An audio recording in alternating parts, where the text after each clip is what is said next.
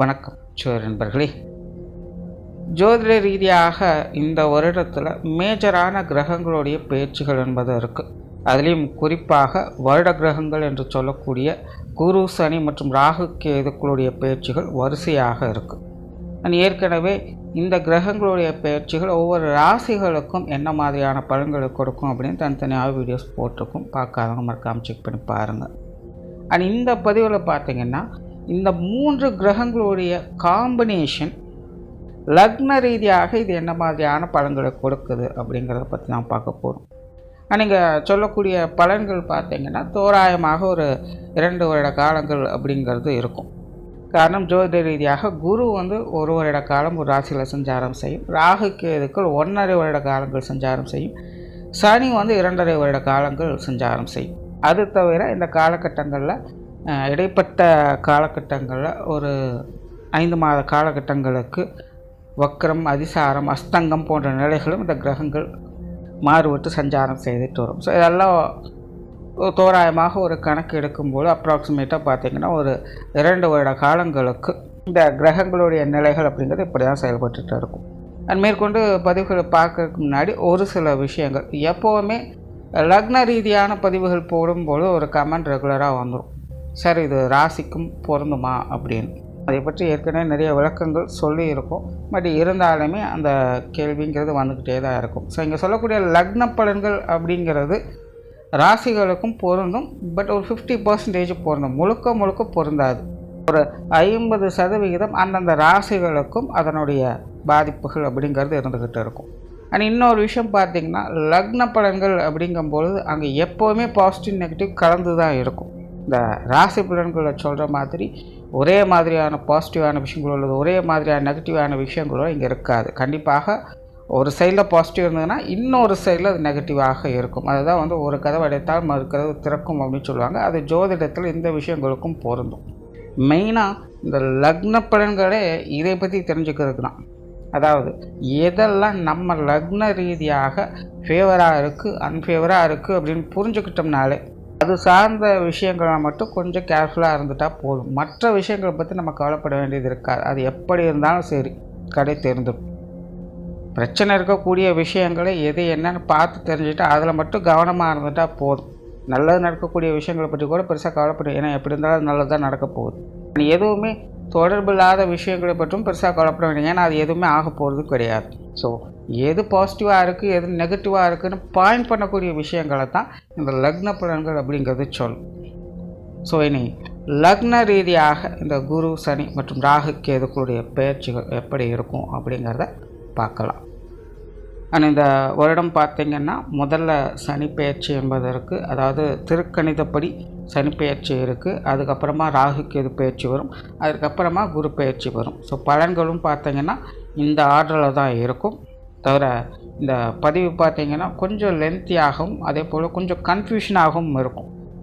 காரணம் அதை பற்றி ஏற்கனவே இந்த ராசி பலன்களை விரிவாக சொல்லியிருக்கோம். பட் இங்கே சிம்பிளாக சொல்கிறேன். இந்த வருடத்தினுடைய இந்த கிரக அமைப்புகளே பார்த்திங்கன்னா ஒரு தக் ஆஃப் லைஃப் மாதிரி ஒன்றுக்கொன்று சளைச்சதில்லை அப்படிங்கிற நிலைகளில் தான் செயல்பட்டுக்கிட்டு இருக்கும்.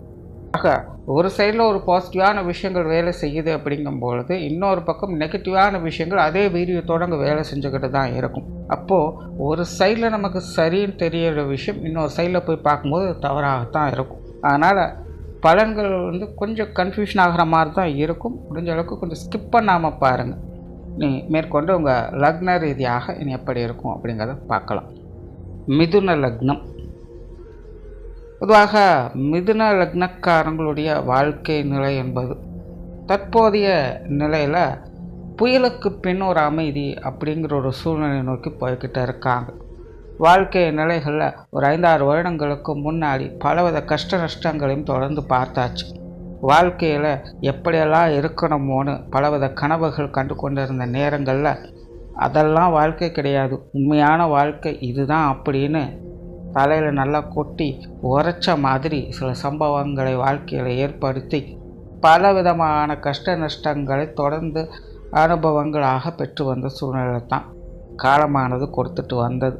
அப்படி திக்கி திணறி திக்குமுக்காளி இருந்தவங்க இப்போது சமீப காலமாக ஏதோ பரவாயில்ல வாழ்க்கை ஓடிக்கிட்டு இருக்குது. எதிர்பார்த்த அளவுக்கு சந்தோஷத்தை கொடுக்கலைனாலும் சங்கடம் இல்லாமலாவது வாழ்க்கையை நகர்த்தி கொள்ளக்கூடிய ஒரு சந்தர்ப்பங்களை கொடுத்துக்கிட்டு இருக்குது. அப்படிங்கிற நிலைகளுக்குள்ள மிதுன லக்னக்காரங்க போய்கிட்டு இருப்பாங்க. பட் என்னதான் அப்படி சுமூகமான நிலைகள் இருந்தாலும் ஒரே மாதிரி ரொம்ப நாளைக்கு இருக்க முடியாது இல்லையா? அதனால் மிதுன லக்னக்காரங்கள்லாம் நீ அடுத்தது என்ன செய்யலாம் அப்படிங்கிற யோசனைகளுக்குள்ள இப்போ சமீப காலமாக மூழ்கி இருப்பாங்க. குறிப்பாக இந்த மத்திய வயதில் இருக்கக்கூடியவங்க, குடும்பத்தவர்கள் அனைவருக்குமே பார்த்திங்கன்னா இந்த குடும்ப ரீதியான விஷயங்கள், பொருளாதார ரீதியான விஷயங்கள், தொழில் வேலை உத்தியோகம் சார்ந்த விஷயங்களை எப்படி மேம்படுத்தி போவது அப்படிங்கிற சிந்தனைகள் அதிகமாக இருக்கும். நிறைய மிதுன லக்னக்காரங்க இப்போ சமீப காலங்களில் இந்த வேலையை விட்டு இன்னொரு வேலைக்கு போகலாமா, இந்த வேலையை விட்டு வேறு ஏதாவது வேலைகளை செய்யலாமா, புதுசாக இப்படி ஒரு விஷயங்களை சொல்கிறாங்களே அதை எடுத்து செய்யலாமா, கஷ்டப்பட்டு உழைக்கணுமா அல்லது இஷ்டப்பட்டு உழைக்கணுமா இப்படின்னு காரிய ரீதியான விஷயங்களில் ஒரு மன சஞ்சலங்களோடு அவங்க உழண்டு கொண்டே இருப்பாங்க. எப்படியாவது எதையாவது ஒன்று சேர்ந்து கை தேர்ந்தால் போதும், பெரிய லெவலில் வரலினாலும் பரவாயில்ல, கடைசி வரைக்கும் கஷ்ட நஷ்டங்கள் இல்லாமல் கையை கடிக்காமல் இருந்தாலே போதும், அப்படி ஒரு விஷயங்களை அமைச்சுக்கிட்டாலே வாழ்க்கை சிறப்பாக போய்கிட்டு இருக்கிறோங்கிற மனசீட்டில் அது சார்ந்த விஷயங்களை எதையோ தேடி ஓடிக்கொண்டிருக்கக்கூடிய நிலைகள் தான் மிதுன லக்னக்காரங்களுக்கு இருந்து வருது. இப்போ சமகாலமாகவே மிதுன லக்னக்காரங்க நிறைய பிரயாணம் சார்ந்த அலைச்சல்கள் ஈடுபட்டு வருவாங்க. ஒரு இடத்துல சும்மா இருக்கவே முடியாது, ஏதாவது ஒரு விஷயங்கள் காரியங்களுக்கு போய் வந்து கொண்டே இருக்கக்கூடிய சூழல்கள் அதிகமாக இருக்கும். அது எதுவாக வேணாலும் இருக்கலாம், பர்சனல் விஷயங்களாக இருக்கலாம், வேலைக்காக இருக்கலாம், குடும்ப விஷயங்களுக்காக இருக்கலாம். சும்மா இருக்கணும்னு நினைச்சாலே விடாது, இங்கேயும் அங்கேயும் நம்மளே நகர்த்தி கொண்டே போகும். ஒரு இடத்துல நிறையா கொஞ்சம் நாளைக்கு இருக்கணும் அப்படின்னு நினச்சாலே முடியாது. தவிர ஆன்மீக சிந்தனைகள் அதிகரிச்சுட்டு வரும். ஏதோ ஒரு வகையில் கடவுள் நம்மளை காப்பாற்றிட மாட்டாரா அப்படிங்கிறதுக்காக கோயில் குளங்களுக்காக அலைந்து திறந்து போகக்கூடிய சூழ்நிலைகள் நிறைய மிதுன லக்னக்காரங்களுக்கு உண்டு. வாலண்டியராகவே பக்தி சார்ந்த விஷயங்களில் ஈடுபட்டு வருவாங்க. நாத்திகர்களை கூட பக்தி முக்தர்களாக மாற்றக்கூடிய சூழ்நிலைகள் மிதுன லக்னக்காரங்களுக்கு ஏற்பட்டு வந்தது. எதையோ ஒன்று நம்மளை மிஞ்சிற சக்தி ஒன்று இருக்குது, அது நம்மளை காப்பாற்றினா போதுங்கிற மைண்ட் செட்டுக்கு நிறைய மிதுன லக்னக்காரங்க வந்தாங்க. எல்லாமே கிரகங்களுடைய விளையாட்டுக்கள் தான். இப்படிப்பட்ட சூழ்நிலைகளிலிருந்து வரக்கூடிய மிதுன லக்னக்காரங்களுக்கு இனி அடுத்து வரக்கூடிய மகா கிரகங்களான குரு, சனி மற்றும் ராகு கேதுக்களுடைய நிலைகள் வாழ்க்கை நிலைகளில் பலவிதமான மாற்றங்களை கண்டிப்பாக ஏற்படுத்தி கொடுக்கும். மிதுன லக்னக்காரங்க அவங்களுடைய வாழ்க்கையில் ஒரு சாப்டரை முடிச்சுட்டு அடுத்த சாப்டருக்கு போகக்கூடிய காலகட்டம் வந்தாச்சு. ஸோ மிதுன லக்னக்காரங்களை பொறுத்த வரைக்கும் வாழ்க்கையில் புதிய மாற்றங்களையும் ஏற்றங்களையும் காணக்கூடிய ஒரு காலகட்டமாக இது அமையுது. அந்த வகையில் இந்த கிரக நிலைகளுடைய மாற்றங்கள் என்னென்ன விஷயங்களை சாதக பாதகமான விஷயங்கள் செயல்பட்டு வரும் அப்படிங்கிறத பார்க்கலாம். முதல்ல சனியினுடைய அமைப்பு. பொதுவாக மிதுன லக்னத்துக்கு சனியானவர் அஷ்டமஸ்தானாதிபதியாகவும் யோகஸ்தானாதிபதியாகவும் செயல்படக்கூடியவங்க. அதாவது மிதுன லக்னத்தை பொறுத்த வரைக்கும் கஷ்ட நஷ்டங்களை கொடுக்கக்கூடியவரும் சனி தான். அந்த கஷ்ட நஷ்டங்கள்லேருந்து விடுபட்டு யோக வாக்கியங்களை கொடுக்கக்கூடியவரும் அதே சனி தான். ஆக இந்த மிதுன லக்னக்காரங்களுக்கு சனியினுடைய அமைப்பை பொறுத்த வரைக்கும் முதல்ல கஷ்டப்படணும். அதில் நீங்கள் எந்த அளவுக்கு மேன்மையாக நல்லவர்களாக தர்மத்தை கடைபிடிப்பவர்களாக இருக்கீங்களோ அதற்கு தகுந்த கர்ம பலன்களை யோக பாக்கியங்களாக தரக்கூடியவங்க இந்த சனி. அப்படிப்பட்ட சனியானவர் ஏற்கனவே உங்களுடைய யோகஸ்தானத்தில் ஆட்சி நிலையில் செயல்பட்டு வந்தாங்க. அதனால தான் இந்த மிதுன லக்னக்காரங்க கடந்த சில வருடங்களுக்கு முன்னாடி இருந்த அளவுக்கு கஷ்ட நஷ்டங்கள் எதுவும் இல்லாமல் ஏதோ வாழ்க்கையை சுதாரித்து போயிட்டுருக்கக்கூடிய சூழ்நிலைகளை கொடுத்துட்டு வந்தது. வாழ்க்கையில் கஷ்டம் இருந்தாலும் கூட நஷ்டமில்லாமல் உங்களை காப்பாற்றி வந்தது இந்த சனியினுடைய அமைப்பு தான். அப்படிப்பட்ட சனி இன்னும் உங்களுடைய கர்மஸ்தானமான 10ஆம் இடத்திற்கு அடுத்த 2 வருட காலம் சஞ்சாரம் செய்துட்டு வரும். பொதுவாகவே ஜோதிட ரீதியாக கிரகாதிபத்திய வகையில் சனியானவர் அசுப கிரகமாக கருதப்படக்கூடியவங்க. ஸோ சனி அப்படின்னாலே கஷ்டம்தான். அப்படிப்பட்ட சனி 10ஆம் இடத்துல வந்து இருக்கிறது உண்மையிலே உங்களுடைய தொழில் வேலை உத்தியோகமான விஷயங்களில் பலவித மாற்றங்களை ஏற்படுத்தி கொடுக்கும். முன்னாடியே சொன்ன மாதிரி முதல்ல கஷ்ட நஷ்டங்கள், அதில் நீங்கள் எந்த அளவுக்கு எல்லாத்தையும் தாக்குப்பிடிச்சு நேர்மையாக இருக்கீங்களோ அதற்கு தகுந்த உன்னதமான பலன்களை அவர் கண்டிப்பாக கொடுத்துட்டு போவாங்க. ஆக மிதுன லக்னக்காரங்க இந்த காலகட்டங்களில் உங்களுக்கான தொழில் வேலை உத்தியோகமாக முன்னேற்றங்களை கண்டிப்பாக பார்க்க முடியும். ஆனால் பார்க்குறதுக்கு முன்னாடி கண்டிப்பாக சோதிப்பு அப்படிங்கிறது நிச்சயமாக இருக்கும். அதில் நீங்கள் பாஸ் ஆகணும்.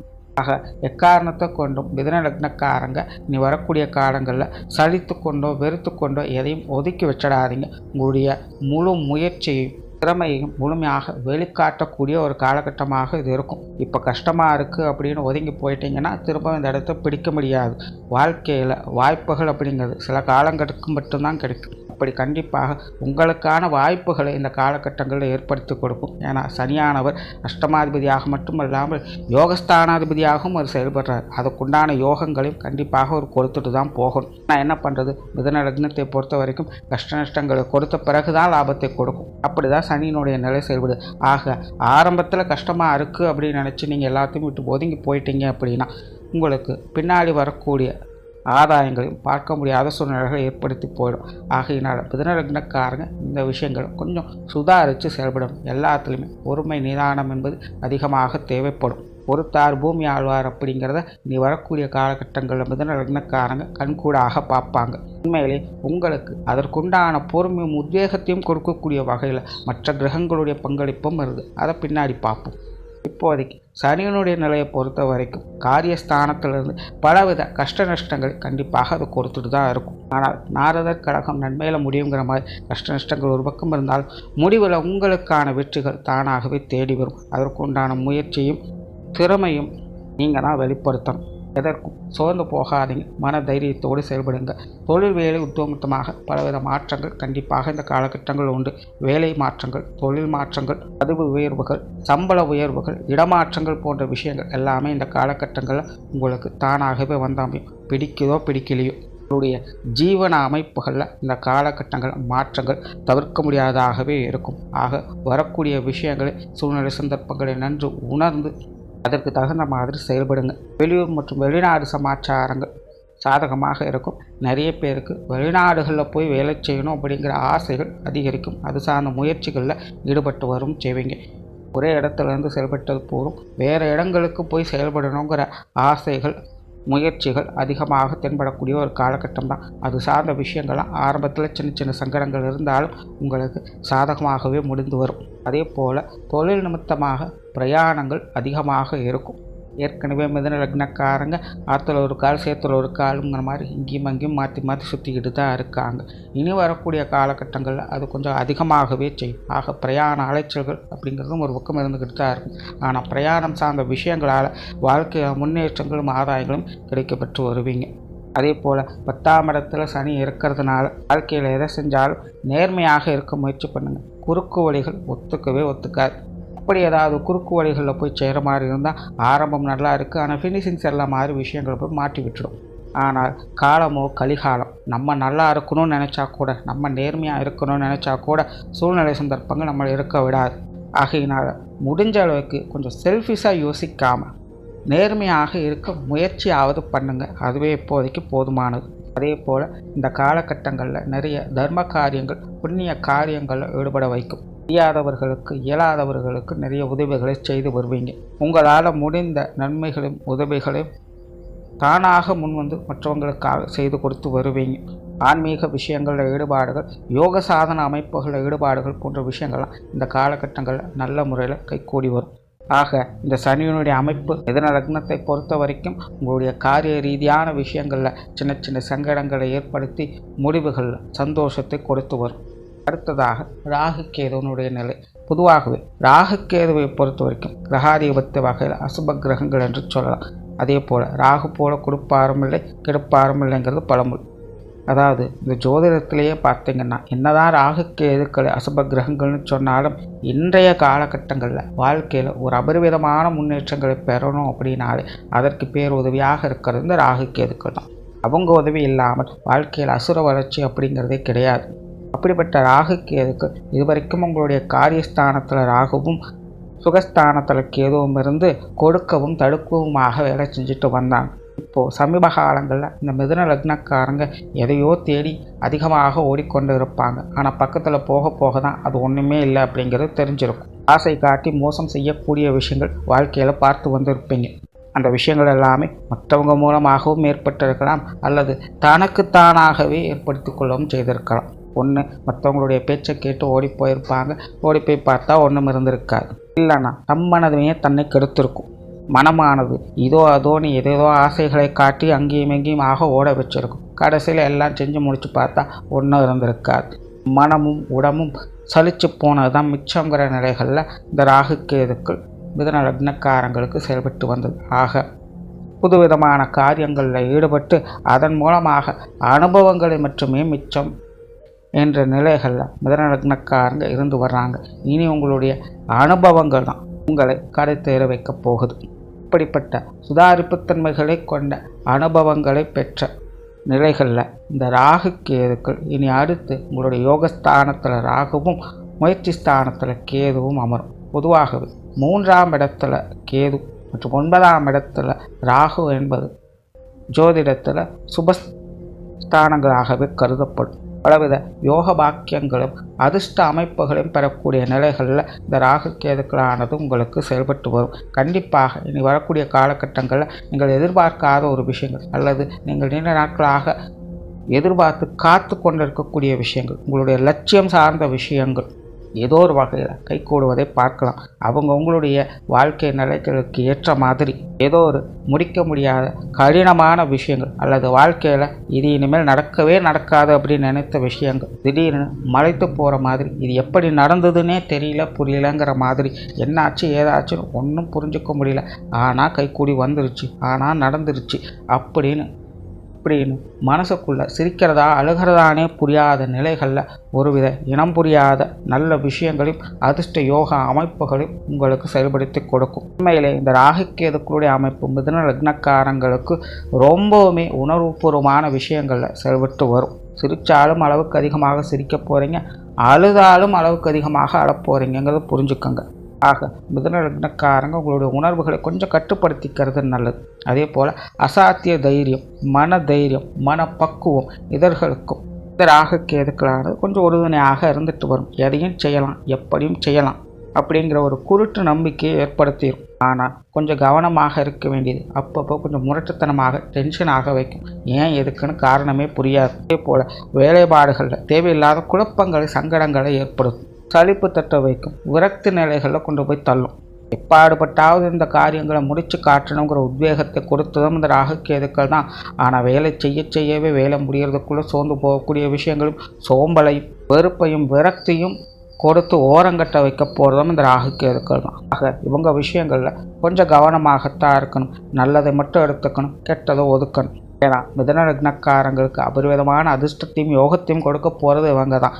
அதே நேரத்தில் கிடைக்கக்கூடிய வாய்ப்புகளை தட்டிவிட போகிறவங்களும் இவங்க தான். ஆக எல்லா விஷயங்கள் காரியங்களுமே நல்லது நடந்துருச்சு, நினச்சது நடந்துருச்சுன்னு ஆரம்பத்திலே ஆழாமல் காரியம் முடிகிற வரைக்கும் கொஞ்சம் பக்குவமாக இருக்க பழகிக்கங்க. ஏன்னா எப்போவும் நான் சொல்கிறது, இந்த ராகு கேதுக்கள் மாய கிரகங்கிறதுனால அது காட்டுமே தவிர ஊட்டாது. ஒரு விஷயம் நடந்த மாதிரியோ கிடைச்ச மாதிரியோ நமக்கு உணர்வுகளை ஏற்படுத்தி விட்டுரும்.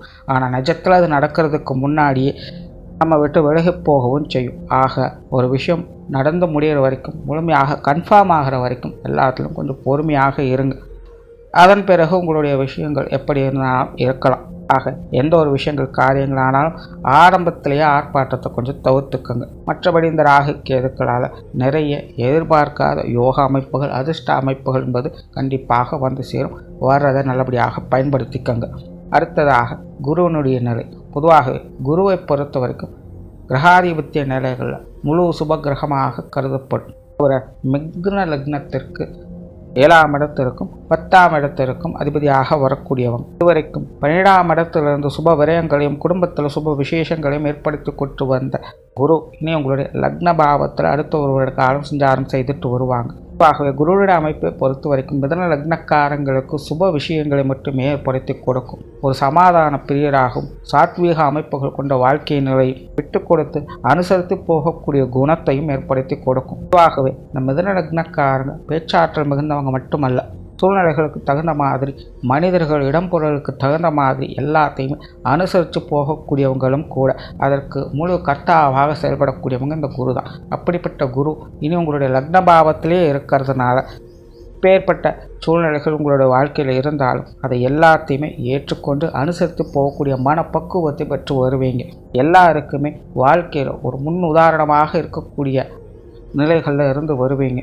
கஷ்டப்படக்கூடியவங்கள்லாம் இனி உங்களை பார்த்ததுலேருந்து மீண்டு வர்றது எப்படி அப்படிங்கிறத புரிஞ்சுப்பாங்க. அதே போல் தனிப்பட்ட முறையில் ஆன்மீக விஷயங்கள் காரியங்களில் ஈடுபடுங்க. நிறைய புண்ணிய காரியங்கள் தர்ம காரியங்களில் ஈடுபடுவீங்க. தான் உண்டு தாவேல் உண்டுன்னு அமைதியாக இருக்க ஆரம்பிப்பீங்க. குணத்தால் எந்த ஒரு கெட்ட காரியங்களுக்கும் மனமானது செல்லாது. என்னதான் காரியஸ்தானத்தில் சனி அமர்ந்து உங்களுக்கு கெட்ட காரியங்கள் இழுத்தாலும் பாவத்தில் இருக்கக்கூடிய குரு அதெல்லாம் தேவையில்லை. உங்களுக்கு நல்ல புத்திமதிகளை கொடுத்து உங்களுக்கான சரியான பாதைகளில் செல்ல வைக்கும். வாழ்க்கையில் மன தடுமாற்றங்கள் ஏற்படக்கூடிய நிலைகள் எல்லாத்துலேயுமே இந்த குருவானவர் உங்களுக்கு நல்ல விஷயங்களை காண்பித்து உங்களுக்கு உத்வேகத்தை ஏற்படுத்தி கொடுப்பாங்க. அதே போல் இல்லங்களில் சுப விசேஷங்கள் காரியங்கள் போன்ற நிகழ்வுகளை பார்க்க முடியும். குறிப்பாக திருமண அமைப்புகள் புத்திரபாக்கிய நிலைகள் என்பது இந்த காலகட்டங்கள் உங்களுக்கு சிறப்பாகவே இருக்கும். குழந்தைகள் சார்ந்த விஷயங்கள் கணவன் மனைவி உறவுகளுக்குள்ள நல்ல நிலைகளை ஏற்படுத்தி கொடுக்கும். குழந்தைகளுக்கான முன்னேற்றம் தரக்கூடிய விஷயங்களை எதிர்பார்க்கலாம். கணவன் மனைவி உறவுகளுக்குள்ள கருத்து வேற்றுமைகள் முழுமையாக குறைய ஆரம்பிக்கும். வாழ்க்கை துணையின் வகையில் வாக்குவாதங்கள் குறைந்து கலகலப்பான விஷயங்களை நோக்கி போக ஆரம்பிக்கும். காதல் விஷயங்கள் இணைக்கும். மாணவர்களுக்கு கல்வி வித்தை சார்ந்த விஷயங்களில் முன்னேற்றங்களை ஏற்படுத்தி கொடுக்கும். சொத்து சுகங்கள் வகையில் ஆதாயங்களை ஏற்படுத்தும். வீடு நிலபுலன்கள் சார்ந்த விஷயங்களில் நன்மைகளை எதிர்பார்க்கலாம். புதிய விஷயங்களை தேடி போய் தானாகவே கற்றுக்கொள்ளக்கூடிய நிலைகள் ஏற்படுத்தும். வித்தை நிலைகளில் வித்வத்தன்மையை பெற வைக்கும். வீண் பகை மற்றும் பொறாமைகளை விளக்கும். சமாதானத்தை விரும்பும். மொத்தத்தில் ஒரு அமைதியான வாழ்க்கையை ஏற்படுத்தி கொடுக்கும். ஸோ ஓவராலாக பார்த்தீங்கன்னா மிதுன லக்னத்திற்கு இந்த குரு ராகு கேது மற்றும் சனியினுடைய நிலைகள் பல விதங்களும் உங்களுடைய வாழ்க்கை நிலையில் மாற்றங்களை ஏற்படுத்தக்கூடிய விஷயங்களை கண்டிப்பாக இந்த காலகட்டங்களில் ஏற்படுத்தி கொடுக்கும். ஆகையால் இந்த காலகட்டங்கள் மிதுன லக்னக்காரங்களுக்கு ரொம்பவுமே முக்கியத்துவம் வாய்ந்தது. எக்காரணம் கொண்டும் உங்களுடைய முயற்சியையும் திறமையையும் குன்றாமல் பார்த்து கொள்ளுங்கள். உண்மையான நேர்மையான விஷயங்கள் ஈடுபட்டு வாங்க. உங்களுக்கான நன்மைகள் இனி வரக்கூடிய காலகட்டங்கள் கண்டிப்பாக வந்தடையும். நன்றி, வணக்கம், வாழ்க வளமுடன்.